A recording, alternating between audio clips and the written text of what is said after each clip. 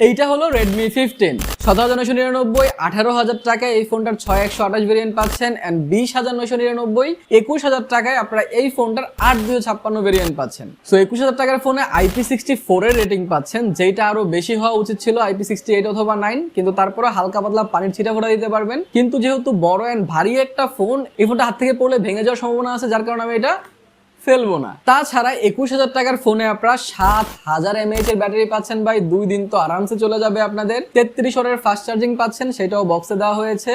আর সুন্দর একটা ডিজাইন পাচ্ছেন পিছনে, যেটা দেখতে একদম Realme C75 এর মতো। কিন্তু 21,000 টাকার ফোনে বড় সড়ো ডিসপ্লে পাচ্ছেন ভাই, 6.9 ইঞ্চ, প্রায় 7 ইঞ্চির ডিসপ্লে। আগে এক সময় আমরা 7 ইঞ্চির ট্যাব ইউজ করতাম, এখন 7 ইঞ্চির ফোন পেয়ে যাচ্ছেন আপনারা। কিন্তু কষ্টের ব্যাপার হচ্ছে 21,000 টাকার ফোনে আপনারা অ্যামোলেড ডিসপ্লে পাচ্ছেন না, IPS ডিসপ্লে দেওয়া হয়েছে, ইন ডিসপ্লে ফিঙ্গারপ্রিন্ট পাচ্ছেন না, সাইড মাউন্টেন ফিঙ্গারপ্রিন্ট দেওয়া হয়েছে। আর 21,000 টাকার ফোনে যে প্রসেসর দিয়েছে সেটাও আপ টু দা মার্ক না, আরো ভালো তারা দিতে পারতো। তারপরে এই ফোনটার ভালো খারাপ সব দিক বিবেচনা করে আপনাদের ডিসাইড করা উচিত যে এই ফোনটা আপনাদের কেনা উচিত হবে কিনা। সেটার জন্য আমি একটা ফুল রিভিউ করেছি, অনেক তাড়াতাড়ি আসবে, সেটার জন্য চ্যানেলটা সাবস্ক্রাইব করে রাখতে পারেন আপনারা।